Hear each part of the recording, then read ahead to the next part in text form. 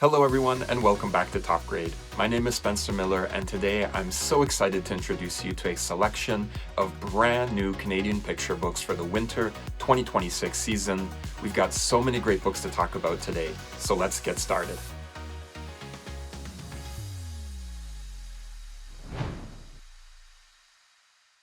Call Me Gray, published by Kids Can Press, written by Andrew and Bells Larson, and illustrated by Tallulah Fontaine. With an inviting, wintry setting, this picture book holds a heartwarming story about change, acceptance, and love. One winter, while creating their annual ice rink together, a child asks their dad a question. Do you ever feel mixed up about who you are? The question starts a conversation in which the child shares something special about their identity. This story was inspired by the real-life experiences of a father and his son. Written with love and affirmation, it carries an important message about identity, that it's always okay to change and grow.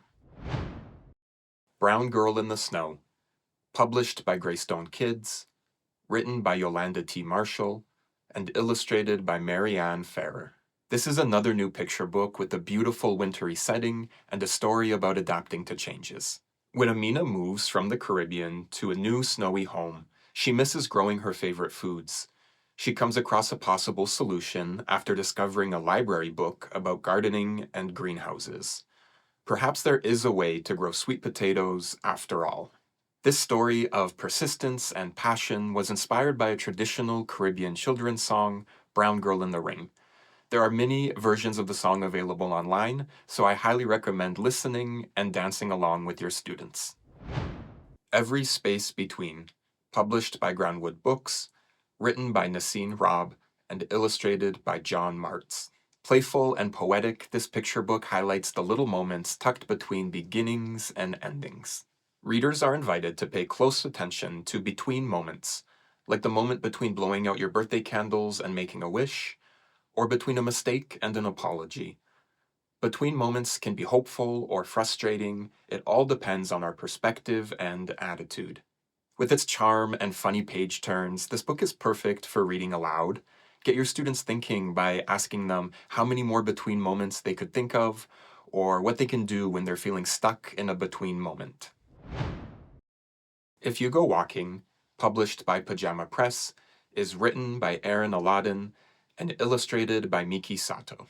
In this picture book, the wonder of spending time outdoors in the fall and winter is captured in stunning textural paper collage art.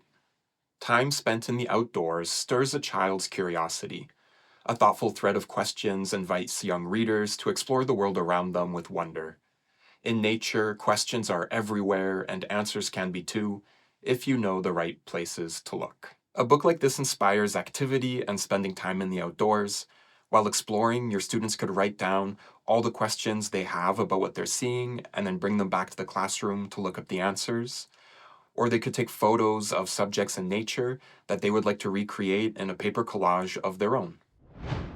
Ellis on Guard, published by Second Story Press, written by Sal Soller, and illustrated by Nandita Ratan. This sweet picture book offers relatable scenarios and practical coping tools for dealing with anxiety.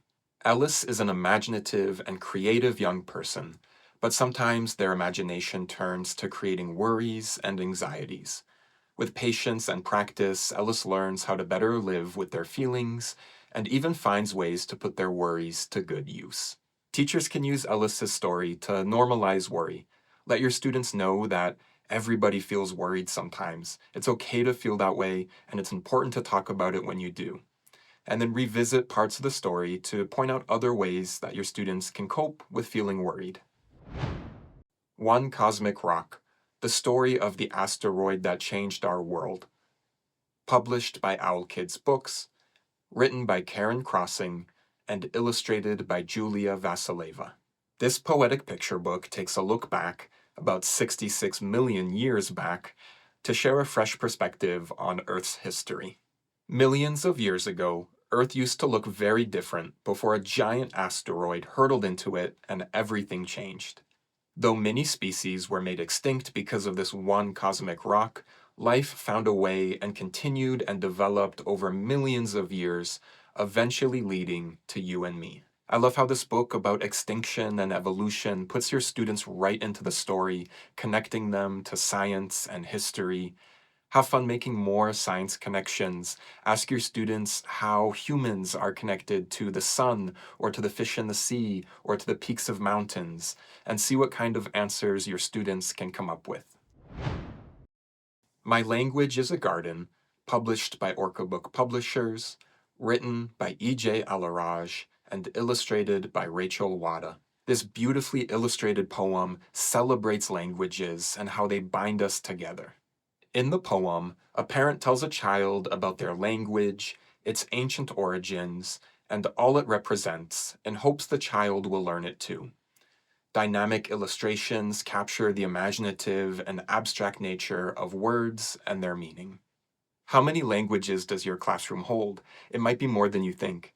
Ask your students what languages they think in, speak in at home or with their family, what languages they might be learning at school or hearing in the music that they listen to or in the movies they watch.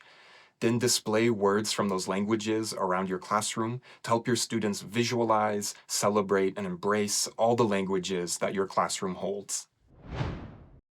The Inquisitive Raven, published by Douglas and McIntyre, written by Richard Wagamese, and illustrated by Bridget George. This gorgeous picture book from one of Canada's most beloved writers shares a special tale just for young readers. Reuben is a very curious raven who can't help being nosy.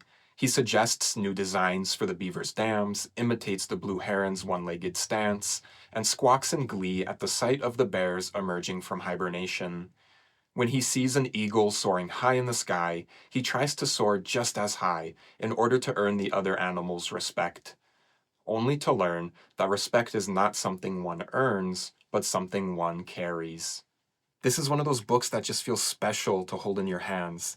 It's definitely going to grab your students' attention when you bring it out for story time. It's a captivating tale, and it's really special to be able to share some wisdom from Richard Wagamese with your students. And those are all of our books for today. On behalf of the Association of Canadian Publishers, thank you so much for watching. If you love Top Grade, make sure to share the videos with a teacher friend of yours.